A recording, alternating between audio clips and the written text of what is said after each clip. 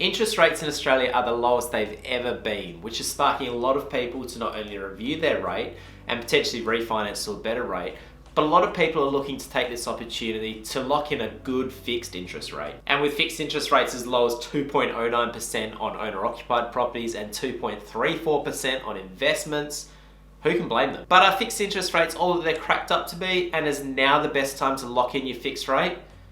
Well, let's have a look.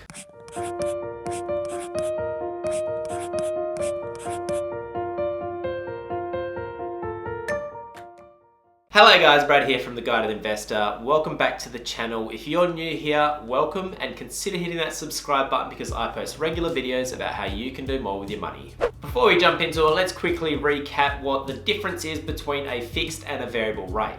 So a variable rate is going to go up and down depending on two things. One, what the lender does with their individual policies, and two, what the Reserve Bank of Australia does with their official cash rate. A fixed rate, on the other hand, is going to give you certainty over the interest rate for a given period of time.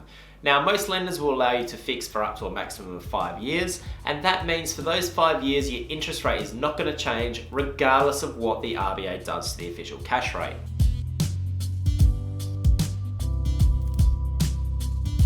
As with everything in finance, there are pros and there are cons of a fixed interest rate. So the pros in this case are fairly obvious. So first of all, you're going to protect yourself against future interest rate increases. And also you're going to have better certainty around your cash flow. Your mortgage repayments aren't going to change for the period the loan is fixed, and this is going to let you budget your cash flow a lot better. And both of these factors are really good sleep well at night factors. Also, fixed rates are currently cheaper than the average variable rate. Like I mentioned before, a really good fixed rate in this market is 2.09%, and a really good variable rate in this market is 2.59%. Now, it's not always the case that the fixed rate is lower than the variable rate, but in this market it is. However, there are a number of downsides to fixed interest rates which we need to consider. If the Reserve Bank decides to lower interest rates, you will not benefit from the reduction in interest. Fixed rates generally won't allow you to have an offset account against your mortgage. For anyone who's been following me for a while, you'll know that I'm a big fan of offset accounts as they essentially provide a risk-free, tax-free return equal to the interest rate on your mortgage, which is way better than a savings account.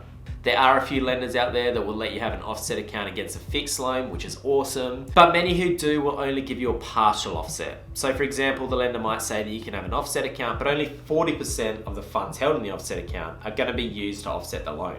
Fixed rates generally have restrictions on how much additional repayments you can make towards the loan. For many lenders, they will only allow you to make an additional $10,000 in repayments above the minimum per year. This is very restrictive for those people who are serious about getting out of debt.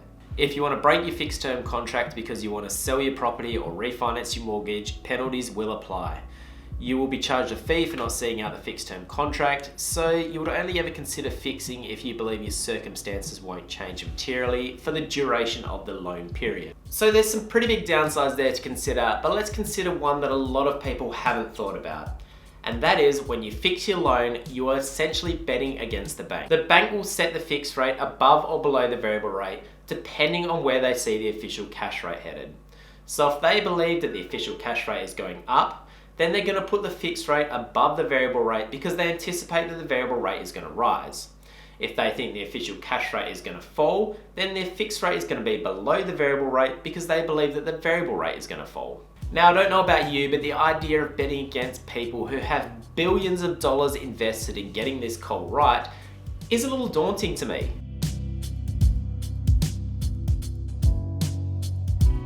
Fixed interest rates are currently low, deliciously low, but that doesn't mean that they can't get lower. So if your whole purpose of fixing an interest rate is to get the lowest rate possible, then I'd advise against it because you're basically betting against some big players. Also, I like the flexibility that you get from a variable loan, which you just don't get from the fixed loan.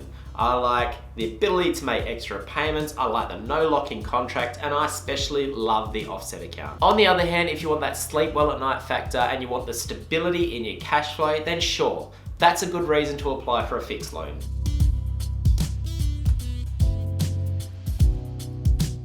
If you still can't decide what's better for you, fixed or variable, then why not take a split approach? This is where you fix a portion of your loan and you leave the other portion as variable. By doing this, you're essentially hedging your bets. So you're gonna get the flexibility that comes with a variable loan and you're gonna get the certainty that comes with a fixed loan.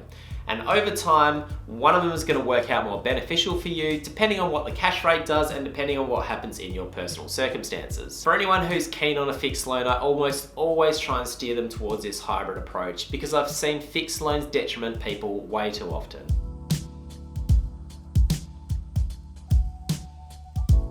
So as I'm sure you can tell by now, I'm not a big fan of fixing your mortgage, but I do understand that it's appropriate for some people. Whichever way you do decide to go, don't just get sucked in by the lowest interest rate possible. Consider the features of the loan and how that ties in with your financial goals. That's it for me today, guys.